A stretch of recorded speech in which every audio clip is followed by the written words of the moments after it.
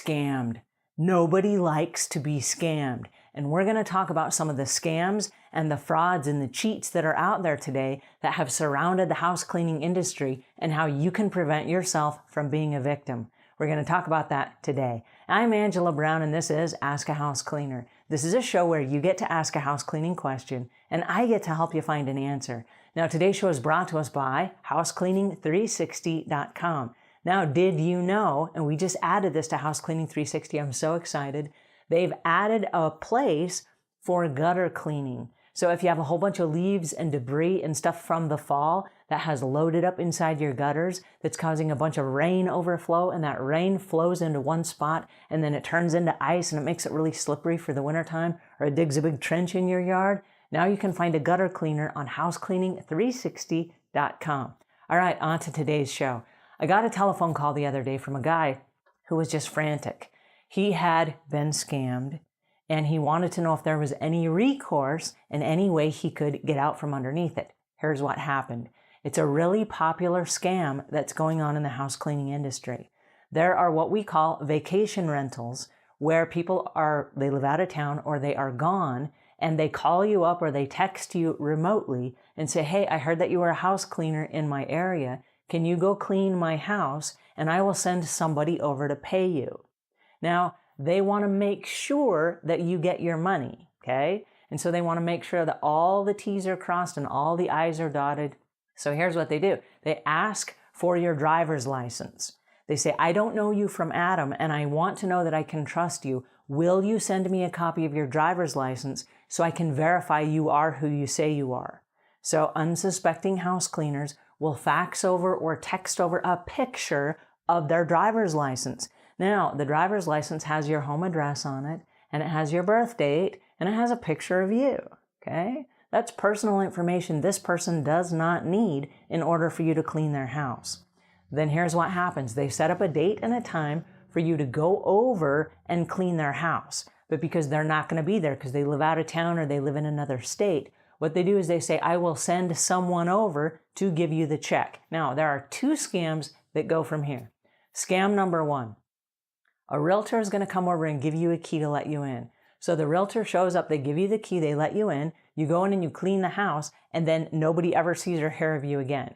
You try to get back in touch with the person and you left the key where they told you to. You get back in touch with the person that texted you or whatever, and it's a bum phone number, and you never get paid for that. So they just got a free cleaning out of you. That's scam number one. Scam number two is they say, well, I will send you a check, but because I'm out of town and this, that, and the other happened, and there's always some really great excuse, I'm going to send you a bigger check than what the cleaning was worth. So let's say they say, I'll pay you $400 for the cleaning, and you are really only going to charge $235, right?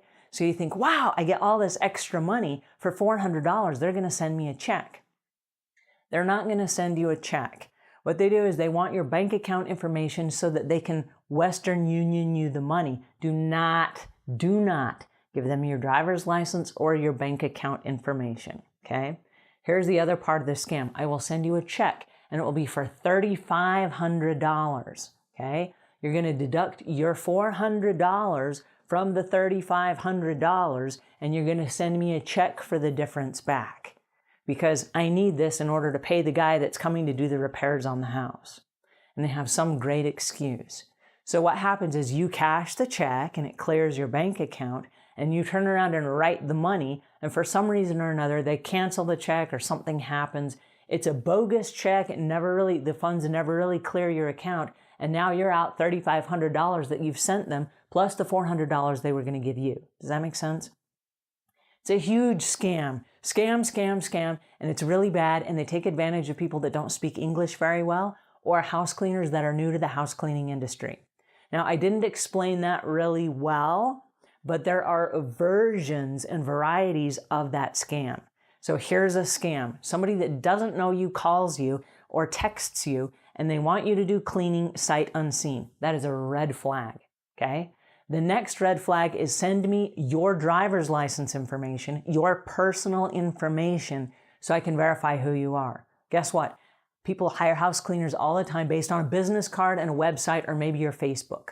Okay? That's all the personal information they need about you. They do not need your driver's license. If they want to pay you, that's fine. You can go to their bank and you can cash the check. Or if you have an established relationship with this person, you can go ahead and deposit it in your own bank account. But this is after you've met the person, okay? You're not going to give them any money back. Nobody that asks you, will you give me money back from a check I'm going to give you? No, that's weird and that's a scam. Don't do that. If they ask for money back, scam, red flag, don't do that, all right? Now, sight unseen. I'm going to give you X amount of dollars for a house you've never seen. And that sounds like a really great idea, right? Red flag. Okay, if they are dictating the price, that's a red flag. You are the business owner. You get to dictate the price. You have to go look at the house and determine all of the variables that will determine the price that you're going to charge. So if you think that they're just going to give you $400 and that's a heck of a deal, guess what? You're in for a scam, okay? They do not get to dictate the price, and especially on a house sight unseen.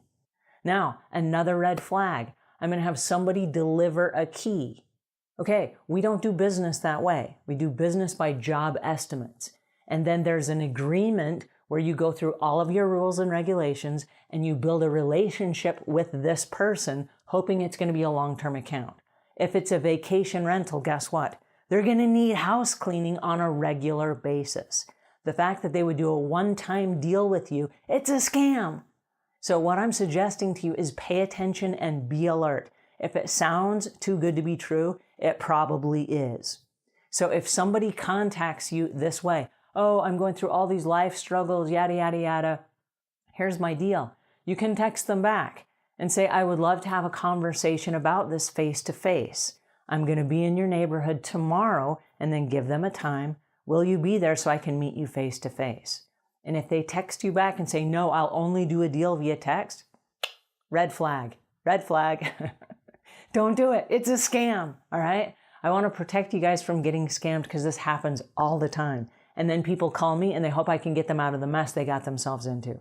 So I'm just going to warn you right up front. There are a bunch of scams out there. There's a bunch of fraudulent activity. People are trying to cheat you out of your hard-earned money, and they're preying on new house cleaners that don't know any better. So take this as a warning from a good friend.